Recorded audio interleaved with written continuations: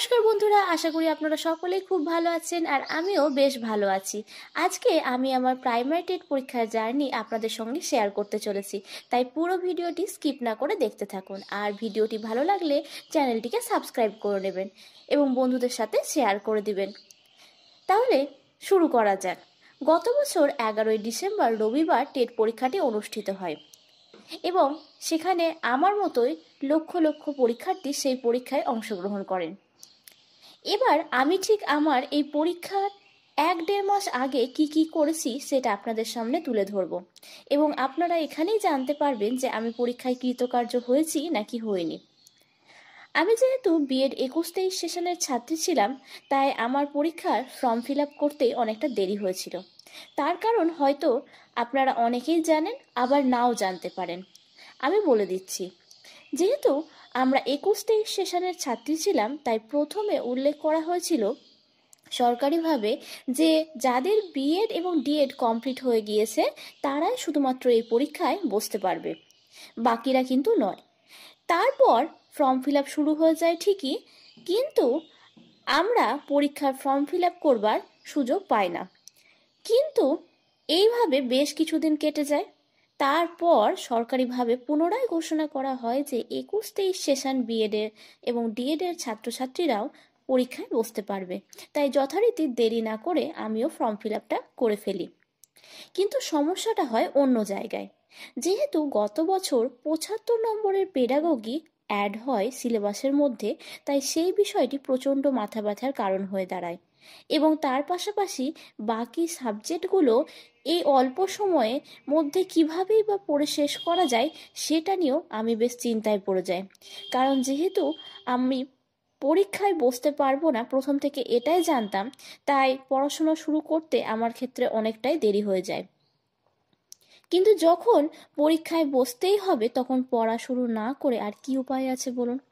আর দ্বিতীয়ত, যেহেতু আমি অন্য পরীক্ষার জন্য প্রস্তুতি নিচ্ছিলাম যেটি প্রাইমারি টেটের সঙ্গে কোনো কিছুরই মিল ছিল না, তাই প্রথম দিকে পড়তেও খুব অসুবিধে হচ্ছিল, বুঝতে পারছিলাম না কোথা থেকে শুরু করব। তাছাড়া আমি কোনো কোচিং বা প্রাইভেট টিউশনে পড়তাম না, সেই কারণে আরও বেশি অসুবিধাটা হচ্ছিল। তাই বলা যেতে পারে নভেম্বর মাসের ওই 1-2 তারিখ নাগাদ থেকে আমি আমার প্রাইমারি টেট পরীক্ষার জন্য প্রিপারেশন স্টার্ট করি। হিসেব মতো পড়ার জন্য সময় ছিল আমার কাছে খুবই কম। এবার যেহেতু আমাকে কেউ গাইড করবার মতন কেউ ছিল না, তাই আমি সেক্ষেত্রে বিভিন্ন ধরনের ইউটিউব চ্যানেলে যে প্রাইমারি টেটের ভিডিওগুলো দেওয়া হতো সেখান থেকে পড়তে শুরু করি। এরপর কিছুটা সময় কেটে যাওয়ার পর আমার সিলেবাস সম্পর্কে একটু হলেও ধারণা তৈরি হয়। তারপর থেকে আমি প্রাইমারি টেটের যে ভিডিওগুলো দেখে পড়া চালিয়ে যেতে থাকি, যেমন ধরুন ইংলিশ গ্রামার টিউটোরিয়াল, সৈকত স্যারের ক্লাস, তারপর নিবারণ স্যারের ম্যাথ ক্লাস, হিমাংশী ম্যামের সিডিপি ক্লাস, ইএনভিএস ক্লাস, এইগুলো আমি দেখতে থাকি। এভাবে দেখতে দেখতে পরীক্ষার দিন এগিয়ে চলে আসে। আর যত পরীক্ষা এগিয়ে আসতে থাকে নিজের মধ্যে কনফিডেন্স লো হতে শুরু করে। যেহেতু আমার চারপাশে আমার বন্ধু বান্ধব থেকে শুরু করে দাদা দিদিরা সবাই বিভিন্ন কোচিং সেন্টারে পড়াশোনা করছিল, তার পাশাপাশি তারা বিভিন্ন ধরনের মক টেস্টে অংশগ্রহণ করলেও আমি কিন্তু কোনো রকমের মক টেস্ট বা প্রথমেই যেটা বললাম কোচিং সেন্টারে পড়তাম না। তাই আমার প্রিপারেশন কেমন চলছে সে সম্পর্কে আমার কোনো রকম কোনো আইডিয়া ছিল না। তার পাশাপাশি টাইম ম্যানেজমেন্ট পরীক্ষার হলে কিভাবে করব সেটাও নিজের কোনো রকম কোনো ধারণায় তৈরি হয়নি। আমি প্রথম একেবারেই এক্সাম হলে গিয়ে এক্সাম দিতে বসি। তার আগে কোনো রকম মক টেস্ট আমি বাড়িতে দিইনি, যেটা ছিল আমার দিক থেকে একটা মস্ত বড় ভুল সিদ্ধান্ত। আর তার দরুন আমাকে এক্সাম হলের মধ্যেও অনেক সাফার করতে হয়েছে। আমার পার্সোনালি যেটা মনে হয়েছে কমপক্ষে 1-2টো হলেও মক টেস্ট দেওয়া কিন্তু উচিত, এতে করে নিজের প্রিপারেশন লেভেল সম্পর্কে যাচাই করা যায়। ওই যে বললাম, প্রথম থেকেই আমাকে গাইড করবার মতন কেউ না থাকায় আমি হাতের কাছে যে ভিডিওগুলো পেয়েছি সেটা থেকেই পড়েছি, সেটা ইএনভিএস সাবজেক্টেরই হোক বা ইংলিশ, ম্যাথ, বেঙ্গলি যে কোনো সাবজেক্টের ক্ষেত্রে। কিন্তু মক টেস্ট আর প্র্যাকটিস করবার মধ্যে অনেকটাও তফাৎ আছে। আমি যেহেতু বিষয়গুলো প্র্যাকটিস করছিলাম ঠিকই, কিন্তু আমি কোনো মক টেস্ট না দেওয়ায় টাইম কতটা লাগতে পারে একটা কোশ্চেন সলভ করতে গিয়ে সেই সম্পর্কে আমি কোনো আইডিয়া পূর্বে পাইনি। এবার হচ্ছে সেই দিনের কথাই চলে যায় যেদিন আমি আমার প্রাইমারি টেট পরীক্ষা দিতে গিয়েছিলাম। আমার পরীক্ষার সেন্টার পড়েছিল লালগোলা থেকে একটু এগিয়ে ভগবানগোলা নামক একটি জায়গায় ওরাহার হাই স্কুলে। আমার বাড়ি থেকে যেহেতু পরীক্ষা কেন্দ্র অনেকটাই দূরে, তাই অল্প কিছু খাওয়া দাওয়া করে সকাল 6টা বা 6:30 নাগাদ বাড়ি থেকে বেরিয়ে যায়। সঙ্গে আমার বাবা ছিলেন, আর সেখানে গিয়ে আমি আমার আশপাশের মানুষজনকে দেখে আরও বেশি ভয় পেয়ে যাই। তার একটাই কারণ, আমার বারবার এটাই মনে হচ্ছিল যে সবাই কত কিছুই না পড়ে এসছে, আমি হয়তো সেই জায়গায় সেরকম কোনো কিছুই পড়াশোনা করে উঠতে পারিনি। তাই কাউকে না দেখে আমি চুপচাপ একটা জায়গাতে মাথা ঠান্ডা রেখে বসে থাকি যতক্ষণ না পর্যন্ত এক্সাম হলে ঢুকতে দেওয়া হচ্ছে। তারপর 11টা নাগাদ স্কুলের মধ্যে সবাইকে ধীরে ধীরে প্রবেশ করতে দেওয়া হয়। ঠিক তখনই আমার কিছু পুরনো বন্ধু বান্ধবীদের সাথে লাইনের মধ্যে দেখা হয়ে যায়। তাদের সাথে দেখা হওয়ার পর মনটা কিছুটা হলেও হালকা হয় এবং ধীরে ধীরে আমরা এক্সাম হলের মধ্যে প্রবেশ করি। নিজের সিট খুঁজে নিয়ে বেলা 12টা বাজা পর্যন্ত অপেক্ষা করতে থাকি, যে যতক্ষণ না পর্যন্ত কোশ্চেন আমাদের হাতে এসে পৌঁছাচ্ছে। যেহেতু ঘরে ঢোকার পর অনেকটাই হাতে সময় ছিল, তাই সেখানে যারা যারা এক্সাম দিতে এসেছিল তাদের সঙ্গে একটু হলেও পরিচয় পর্ব সেরে ফেলি। সেখানে কি একটা মজার ব্যাপার জানতে পারি যে ওই রুমের মধ্যে আমাদের প্রত্যেকেরই নাম পায়েল ছিল। সময় হলে স্যারেরা আমাদের হাতে কোশ্চেন পেপার তুলে দেন, এবং যেহেতু আপনারা প্রত্যেকেই জানেন যে ওএমআর সিটে আমাদের অ্যান্সারগুলো করতে হয়, সেহেতু ওএমআর সিটে যাতে করে গোল দাগ থেকে বেরিয়ে না যায় সেটা দেখাটাও খুব বেশি জরুরি ছিল। প্রথমত রোল নাম্বার থেকে শুরু করে নিজের নাম সমস্ত কিছু ফিল আপ করতে গিয়ে আমার প্রায় অনেকটাই সময় লেগে গিয়েছিল। প্রায় 12টা 15 বা 12টা 20 নাগাদ আমি আমার পরীক্ষা দিতে শুরু করি। আমি প্রথমে যে জায়গাগুলো ভালো করে পারতাম সেই কোশ্চেনগুলোকে প্রথমে অ্যাটেন্ড করতে শুরু করি, যেমন ইভিএস, তারপর বাংলা, ম্যাথ, এই পোর্শনগুলো কিন্তু আমি আগে থাকতেই করতে শুরু করে দিই। আর এখানে একটা ব্যাপার ছিল, যেহেতু কোশ্চেন যেগুলো পড়ছিলাম সেই কোশ্চেনগুলো কিন্তু আমি অ্যান্সার করতে পারছিলাম, তাই সেই মুহূর্তে আমার মনের মধ্যে কিছুটা হলেও কনফিডেন্স তখন ধীরে ধীরে বাড়তে থাকে।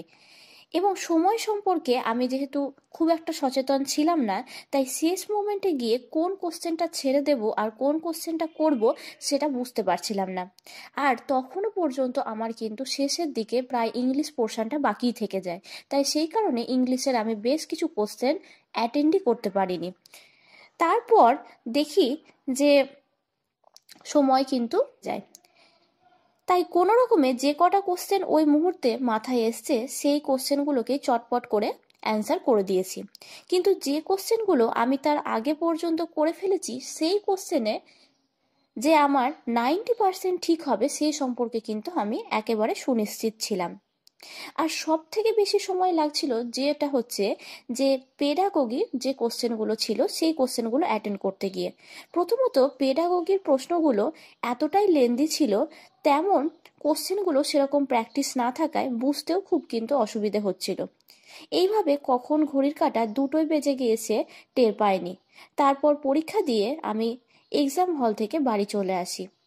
বাড়ি এসে আমার মা এবং বোন দুজনে মিলে কোশ্চেন মিলিয়ে দেখে যে আমার ওএমআর সিটে আমি প্রায় 12টা প্রশ্ন অ্যাটেন্ডই করিনি। তখন পড়ে যায় আমার মাথায় হাত, কারণ 11টা কোশ্চেন অ্যাটেন্ড না করা মানে সেখানে হচ্ছে একটা ভুল জিনিস, যে অন্তত পক্ষেও যেহেতু নেগেটিভ মার্কিং ছিল না, আমি সেখানে চাইলেই 5-6টা কোশ্চেন কিন্তু করতে পারতাম। কিন্তু সেটা বললাম যে লাস্ট মোমেন্টে এতটাই তাড়াহুড়ো করতে গিয়েছি যে তখন কোন কোশ্চেনটা ছাড়া পড়ে গিয়েছে সেটা দেখার মতন আর সময় হাতে ছিল না। আর এই ঘটনাটা ঘটাটাই স্বাভাবিক ছিল, যেহেতু বললাম যে টাইম সম্পর্কে আমার পূর্বে কোনো ধারণা ছিল না, যেহেতু আমার প্রায় 12টা 15 নাগাদ কোশ্চেন আমি সলভ করতে শুরু করেছিলাম। এইবার এই সমস্ত তো গেল পরীক্ষার দিনের কথা। এরপরে কি ঘটলো সেটাও খুব একটা ইন্টারেস্টিং পার্ট হতে চলেছে। এবার যেহেতু আমি এতগুলো কোশ্চেন ছেড়ে এসেছি, তাই আফসোস তো একটু হচ্ছিলই, কিন্তু আফসোস করে কি আর হবে, তাই না বলুন? এক্সাম তো হয়ে গিয়েছে। এরপর শুরু হয় কোশ্চেন মেলানোর পালা। প্রথম দিকে আমি তো কোশ্চেন মেলাতেই চাইছিলাম না, কিন্তু সবাই বলছিল যে এক্সাম কেমন হলো সেটা প্রশ্ন না মেলালে তো বোঝা যাবে না, তাই এক্সাম কোশ্চেনগুলো মেলাতে থাকি। মেলাতে গিয়ে বিভিন্ন ইউটিউব চ্যানেলে কিছু কিছু প্রশ্নের উত্তর ভিন্ন ভিন্ন বলা হচ্ছিল, তাই সেক্ষেত্রে আমি বুঝতে পারছিলাম না যে কত আমার স্কোর হতে পারে। তাই মনের মধ্যে একটা দ্বন্দ্ব চলছিল যে আদৌ আমি পাস করতে পারবো কি পারবো না। এইভাবে বেশ কিছুটা সময় কেটে যাওয়ার পর জানুয়ারি মাসের শেষে পর্ষদ থেকে অ্যান্সার কি রিলিজ হয়, এবং সেখানে অ্যান্সার মেলানোর পর আমার স্কোর হয় ৮০। গল্প এখানেই শেষ নয়, এবার শুরু হয় গল্পের আসল মোড়। প্রথমত যেদিন অ্যান্সার কি রিলিজ হয় সেদিন রীতিমতো অ্যান্সার মেলাতে আমার প্রচণ্ডই ভয় হচ্ছিল, কিন্তু তাও সারা রাত জেগে অ্যান্সার মেলানোর প্রসেস চলতে থাকে। তার কারণ একটাই, যেহেতু শুধুমাত্র একটি সিরিজেই অ্যান্সার কি পাবলিশ করা হয়েছিল, এবার যে সিরিজের অ্যান্সার কি পাবলিশ করা হয়েছিল আমার সেই সিরিজটি ছিল না। সেই কারণের জন্য আমাকে কিছুটা ধৈর্য ধরে অ্যান্সারগুলো মেলাতে হচ্ছিল। অ্যান্সার মেলাতে মেলাতে অনেকটাই ভোর হয়ে যায়, এবং মেলানোর পর আমার মূল স্কোর দাঁড়ায় টোটাল ৮০। যেহেতু আমি এসসি ক্যান্ডিডেট, তাই সেক্ষেত্রে আমার নম্বর লাগবে ৮২। কোনো উপায় নেই, যেহেতু পর্ষদ থেকেই এই অ্যান্সার কি রিলিজ হয়েছে, তাই মন খারাপ করে আমি এটাকে মেনে নিয়েছিলাম যে আমার এবছর পরীক্ষায় পাশ করা হয়তো আর হলো না।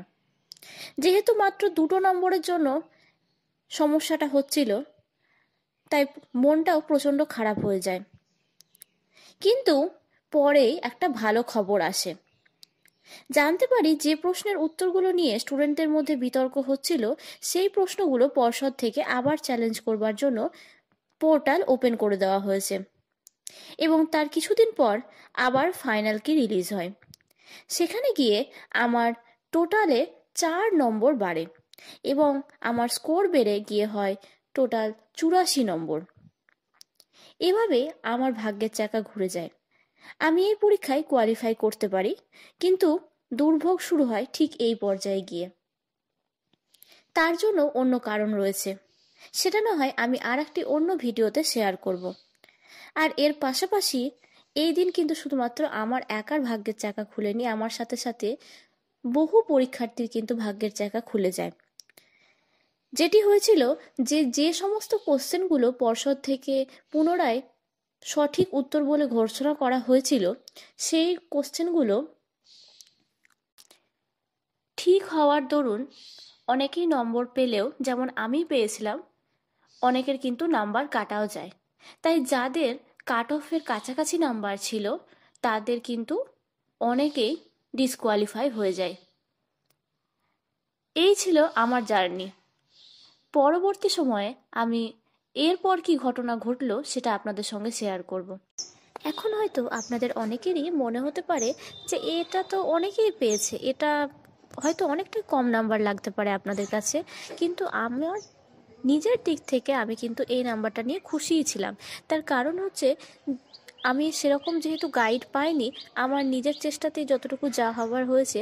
আর তাছাড়া হচ্ছে যে আমি টাইম সম্পর্কে যেহেতু অতটা ধাতস্থ ছিলাম না, তাই সেই কারণে টাইম ম্যানেজমেন্টটা যদি আমি আরেকটু ভালো করে করতে পারতাম তাহলে হয়তো আমার আরও 10 মার্কস মতন বেশি হওয়ার সম্ভাবনা ছিল। কারণ কিছু কোশ্চেন তাড়াহুড়ো করবার ফলে অনেকটাই ভুল হয়ে গিয়েছে, তো সেইগুলো তাহলে হয়তো হতো না। তো যা হবার সেটা হয়ে গিয়েছে, এখন তো কিছু করবার নেই। তবে হ্যাঁ, আপনারা তো আজকে এক্সাম দিয়ে এলেন, আপনাদের কেমন এক্সাম হলো সেটা কিন্তু আপনারা জানাতে ভুলবেন না। আর ভিডিওটি ভালো লাগলে চ্যানেলটিকে প্লিজ সাবস্ক্রাইব করে নেবেন। পরবর্তী পার্টে আমরা এরপর কি ঘটনা ঘটলো সেই নিয়ে আলোচনা করব। Thank you.